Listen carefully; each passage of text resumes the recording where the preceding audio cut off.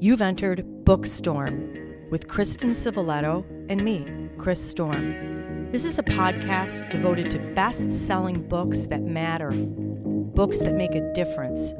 We're diving down deep with beloved authors about their stories. We're exposing hot-button topics and heartfelt themes, the issues that affect each of us in our own lives, as siblings, parents, partners, friends, as human beings.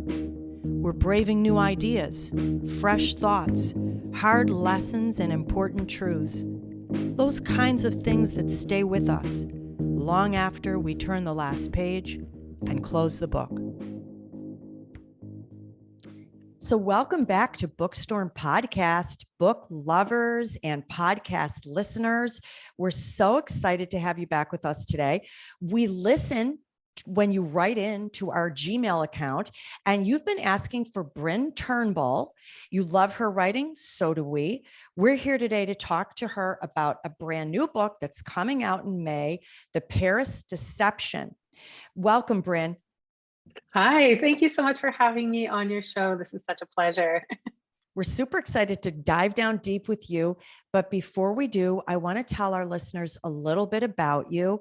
A lot of times book lovers devour your books, but don't know about your history. And it's very interesting. Bryn is an internationally best-selling author and of historical fiction, which is a genre that Kristen and I love. She's equipped with a Master of Letters in Creative Writing from University of St. Andrews, a Master of Professional Communication from Toronto Metropolitan, and a bachelor degree in English from McGill. Wow, very impressive. I love this part. Bryn focuses on finding stories of women lost within the cracks of the historical record. We love that. We're very big on women empowerment and women's stories.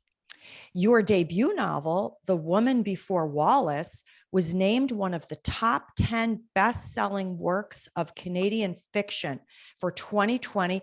It became an international bestseller. Congratulations. The second book, The Last Grand Duchess, was spent 8 weeks on the Globe and Mail and Toronto Star bestseller list. Wow.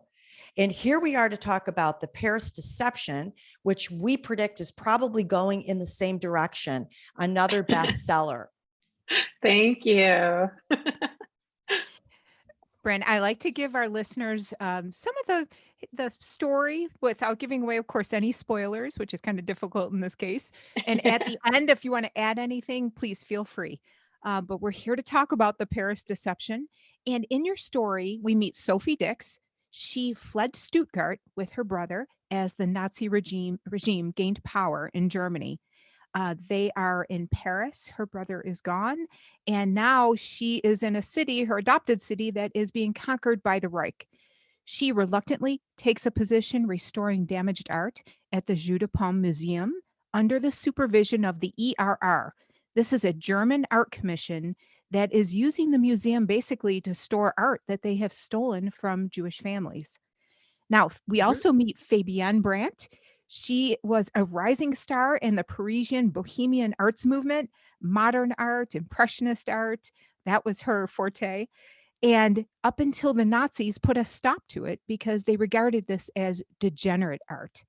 Now, she is mourning the loss of her husband. She's resolved to basically get through this occupation in whatever way she can. But then her estranged sister-in-law, Sophie, shows up at her door with a stolen painting in hand. Now, these two women and what follows is an incredible plan to save Paris' degenerate art, and so much unfolds, which I don't want to give away. But is there anything that you'd like to add to our little short summary there? That was a really great short summary. Yeah, I mean, one thing I will add is through the course of deciding to save this degenerate collection, so this art that the Nazis deemed degenerate, they come up against a certain art collector put in the museum by Hermann Göring, who takes a very special interest in that collection. So that's a collection they're trying to save, which becomes a lot more difficult when this other character comes along and has plans of his own for that collection. Oh, excellent. The deception, you just kept ramping it up all throughout the book, which is one of the great aspects of this book, in addition to, of course, the content.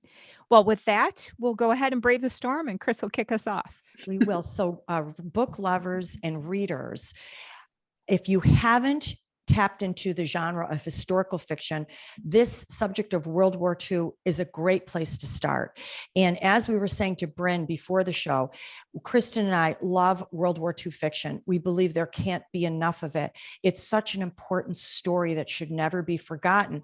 But what Bryn did here was something very brilliant. She took an entirely different perspective. She gave the reader an astounding example, as our beloved character Sophia says, and I'm going to quote, "Do the right thing. We can strive to do the right thing in all situations, even during the atrocities performed by Adolf Hitler." Sophie bore witness to many of these atrocities. And I love this scene in the book. It hit me strongly. There was a burning of a synagogue. Just as horrific as the burning of the synagogue was the silence of those surrounding the flames. No one cried, no one shouted. They knew that their outrage would just bring danger. And I had to ask you, as the author and writer of this beloved Sophie, what quality did she possess, or maybe acquire, that gave her the strength to continue this quest to do the right thing?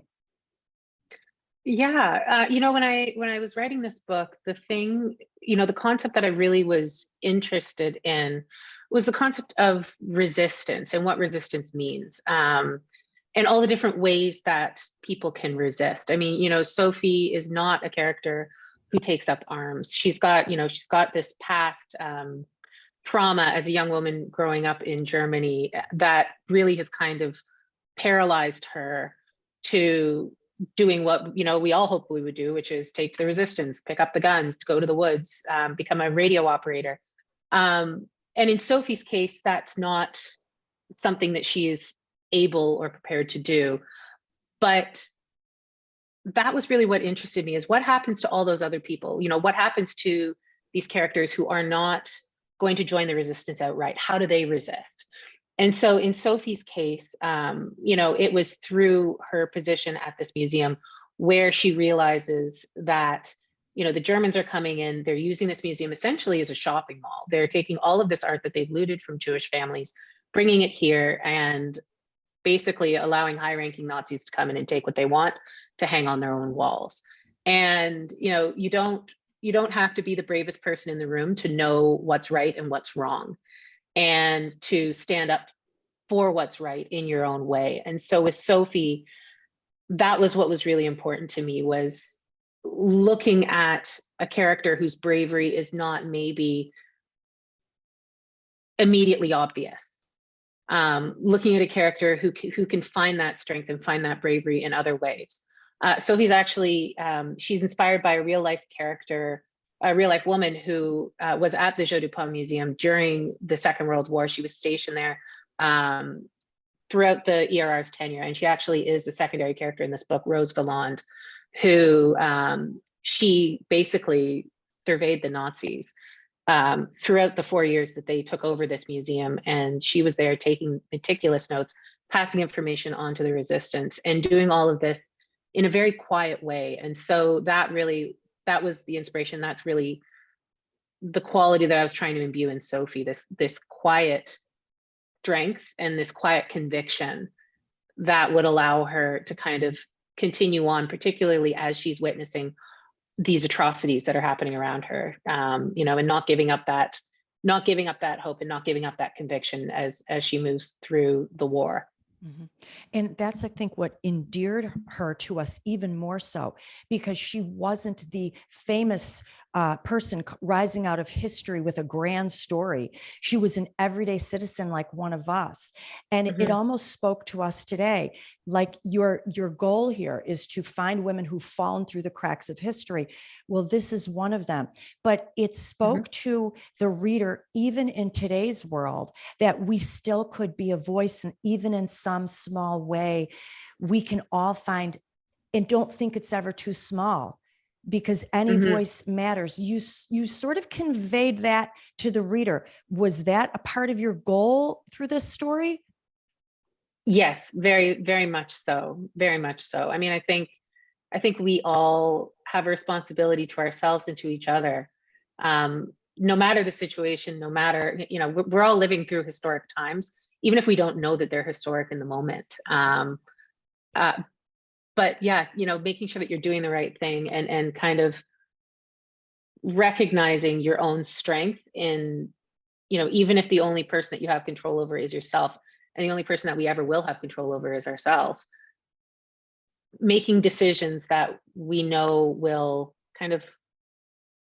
be able to look back on and know that we did what we could, know that we're on the right side of history, even if it's just in the smallest possible way. I really love that. It's a great satisfaction. Yeah, I love that we're talking about operating in our sphere of influence too, because you can get overwhelmed with the magnitude of problems in the world. And I love that you put that that way. I wanted to ask you about a different angle. Someone says to Sophie, war makes strange bedfellows. And we see that in your book, and we see that in history, right? Where, for example, Germany forced Jewish people to work against their brethren. We have French citizens who are forced to work for the Reich.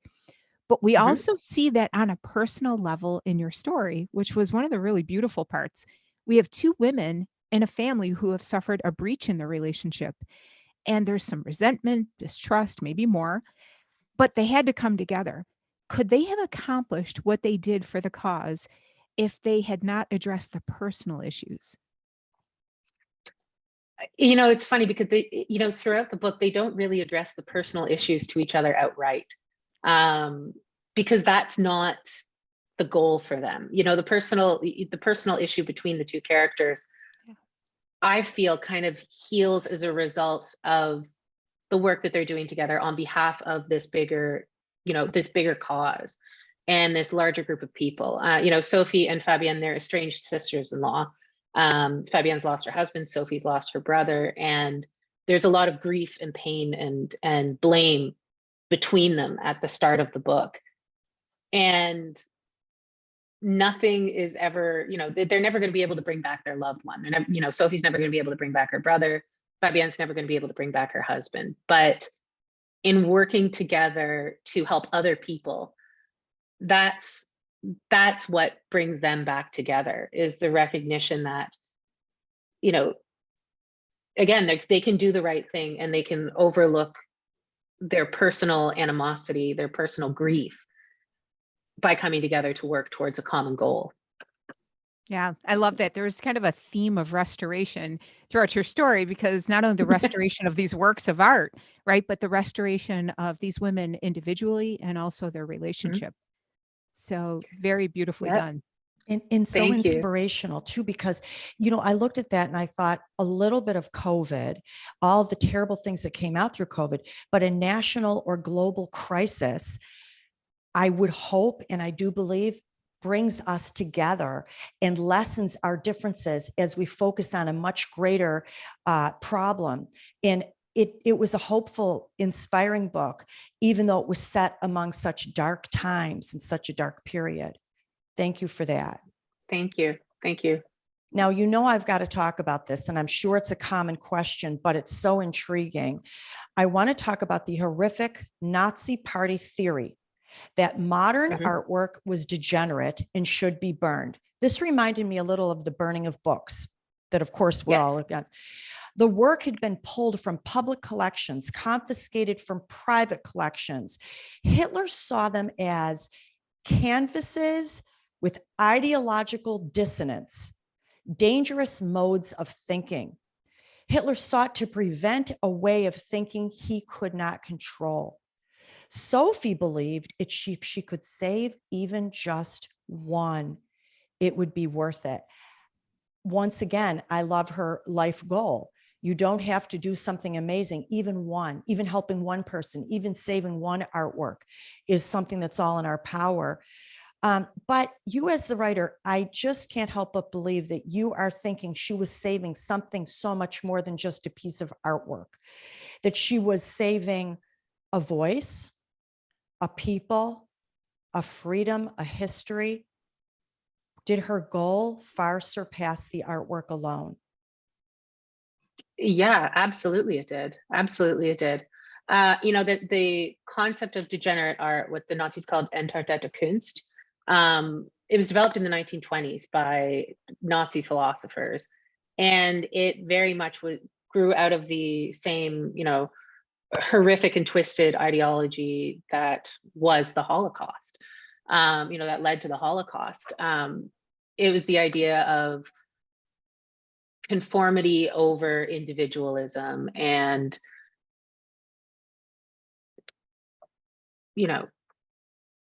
that's really it. It's conformity. That's what the Nazis were looking for, right? They believed that they were creating a perfect world, a ideologically pure world, and in that world there was no space for difference of opinion, because difference of opinion, different ways of thinking, leads to challenge. And that was what they couldn't abide. And so this artwork, when we're talking about degenerate art, really it was modern, postmodern, sort of late 19th, early 20th century art. We're talking Picasso, Dali, Cezanne, Braque, all of these artists that really and truly did change the way that we view art and that we look at the world around us. All of that art was considered degenerate. And that was what scared Hitler, was the fact that these artists were looking at the world from a different way. Sophie, when the book starts, we learn that Sophie, as a young girl growing up in Germany, was, she was pulled into these Hitler youth groups, which very, very clearly tried to indoctrinate these children and indoctrinate them into the way, this is how you think, this is the only way to think. And Sophie and her brother were able to break free from that. And so looking at all of this art, Sophie sees what it is, and she sees that it is not just, it's not just pictures on a wall. It's not just pretty pictures on a wall. It's defending a way of thinking. That's not even to mention the fact that this art belonged to families, belonged to victims of the Holocaust. And that is the other side of the coin, is they're not saving this art solely for themselves. They're saving it for the families that it belonged to. Hundreds of thousands of works of art were stolen all across Europe by the Nazis from victims of the Holocaust. And even today, a lot of this art has not been recovered. There's still art all over the world. There are still organizations all over the world that are working to return art to the families of people that owned it, predominantly, of course, Jewish families. And so that's the other side of what they're trying to save. They're trying to save, they're trying to save a legacy, and they're trying to save part of a family's history, part of many families' histories as well. That link to the past that Hitler was trying to eradicate. Mm-hmm. That's very interesting. So the art actually had several layers of meaning for the Nazi Party. And you said something very wise there, and I don't even think you intended it, but you said that's what Hitler was afraid of. And that's another whole thing. There was not just power and control, but a fear of free thinking, fear of uprising, fear of very interesting point, but a fear of that. Very much so, very much so. And I mean, that fear actually did result in several burnings of paintings. Everybody pictures the burnings of books. Hitler burned literature for the exact same reason. And in the late 1930s, he basically took all of this degenerate art from public collections across Germany, piled it up in Berlin, and set it on fire. And that's what he was doing. That's what he was afraid of. He was afraid of what this art represented to his hold on power. So interesting. Thank you. Yeah, I'd like to press in a little bit on this idea of deception, because to me, that's a Mhm. big part of what we were just talking about. There's a point where someone says to Fabienne, no questions, no lies. And I was really Mhm. struck by this statement. Everyone was living in a new reality at this point because the wrong word could result in death or, being sent away, never to return. Deception was necessary. Nobody knew who they could trust, who they couldn't trust. And I was wondering if you've thought about how long can people sustain this type of outlook where they're not trusting anyone, they're always on high alert. Because don't we want to connect? Aren't we kind of wired to be living truth? I think absolutely we are. We are wired to connect. We're wired to confide in each other. And Yeah. during times of war, that trust and that confidence is shattered. You don't have to go far away from Sophie and Fabienne to see people who, you know, kept those lies and kept that deception going throughout the war. Rose Valland, perfect example of somebody who lied her way through the war to survive. And at the end of the war, we only realized what a heroine she actually was in her own right.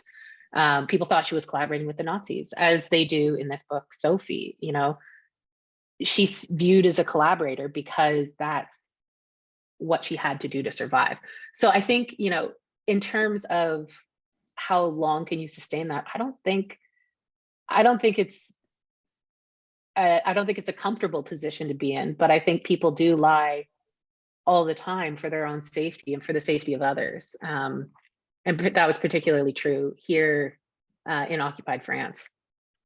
Absolutely. I found myself wondering whether Sophie and Fabienne would have had a hard time trusting others after the war and setting back into a new normal. Oh, absolutely. Absolutely. I mean, in countries that have been occupied after the war, there was sort of a collective trauma there as a result of this. Who had collaborated, who had resisted. People didn't know. People really kind of didn't know what was real and what wasn't. And so, that's another whole book, to be honest with Yeah. you, is the notion of what happens to all of these people after the war who had to kind of lie their way through. Absolutely. I'm Mm. sensing maybe you're going to get writing on that issue because that actually is very Potentially. intriguing. That'd be a great one. And on that same note, you showed us something else that's very difficult for us to have to look at, but we need to. That Papa, her father, had surrendered to the regime. And Mhm. she was so angry with him. I don't want to give any spoilers, but at one point he said, I surrendered because they were winning. And then I had this quote, they offered us a better life.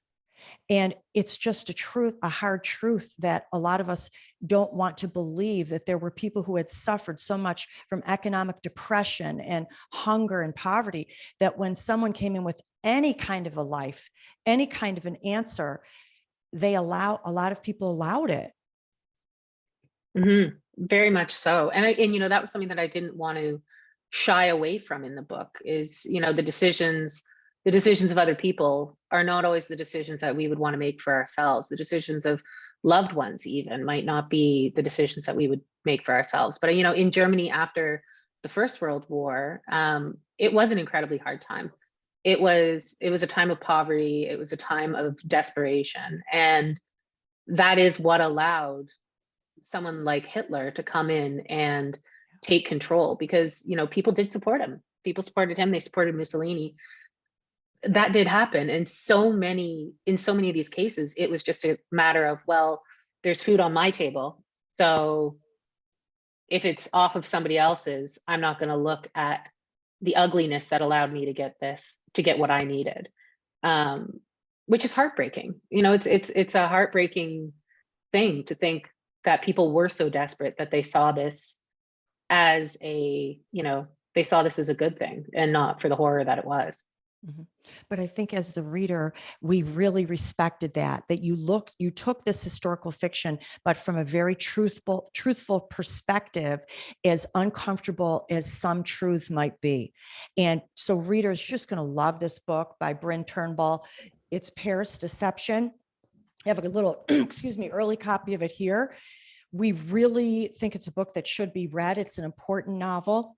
And can you give us a clue what you're working on now? Yeah, absolutely. I'm going into Germany in the 1960s, and I'm looking at a couple that gets separated by the construction of the Berlin Wall. Wow. That Yeah. sounds So fantastic. moving forward in history. That sounds wonderful. We're going to be on the lookout for that. And so readers, in the meantime, you're going to want to connect with Bryn Turnbull. You can find her on Facebook, Instagram, Twitter. She has a website, brynturnbull.com, where you can connect with her and get the latest news on her newsletter. So Bryn, thank you so much. We love talking to you today about this very important novel. Thank you so much. It's been an absolute pleasure. Yeah, very intriguing. We've had an onslaught of World War II novels lately, but Kristen, I just can't stop saying it. Every time I pick one up, there's a unique perspective and something so important. Last night I was listening to a podcast of all things, and they said in this that there's still a lot of people in the United States today who do not know about the Holocaust. They don't believe it happened. They don't know all the facts. They have limited knowledge, especially the youth rising up. And so I thought, wow, could that really be true? And all the more reason for books like these to continue into the future. Absolutely. And, we talked yesterday and we talked with other authors about the importance of understanding history so that we don't repeat certain things in history, right? We have to see what led to the situation. Was there a vacuum of power? Were there desperate times that people turned to a leader that was charismatic? We need to understand those patterns. And if we aren't studying history, if we aren't looking at different perspectives, then we are putting ourselves in danger of repeating mistakes. Yeah, that's very well said, because if we've already walked through it and experienced it, shame on us if we allow it to happen to us again. Such a good point. Also, what hit me strongly, and we were talking about this a little before the show, was this family dynamic between Sophie and her papa, where they had two very different political views and very different ideologies. And it drove them apart to a very huge extent. Of course, he was still her father, but in the end, she was still very angry with him. And we see that even today, don't we? In now, maybe not to the extreme of Nazi Germany, and I don't want to belittle what those people endured by any means. But even in families today, we have such diverse beliefs. At least my family does. Can you relate? Oh my gosh, I think we all can, between friends and family who have very different views. And by the way, I respect what you said about not equating them. But I do hear some people who say, well, you are denying somebody's humanity. So therefore, I'm justified in tearing you down, never talking to you again. And, that's a very dangerous position to take, because not only does it create these breaches in relationships, but sometimes we get so focused on that narrative that we start to lose sight of other things that are going on that make a whole person. Mm-hmm. So true. Yeah. I have in my family, my immediate family, with both of my children, they have very different political views. I'm proud of them. I said, listen, you're educated, you have explored your own realities and truths and what you believe you want to support. And I'm proud of you, whatever that may be. But let's just get along when we're together. So there are sometimes at holidays where I say, we're not going to talk about this unless we can talk about it in a civilized, calm manner, because this thing, politics and religion, it just gets people angry. I think it's so heartfelt and so deeply embedded in us that we have a hard time discussing it.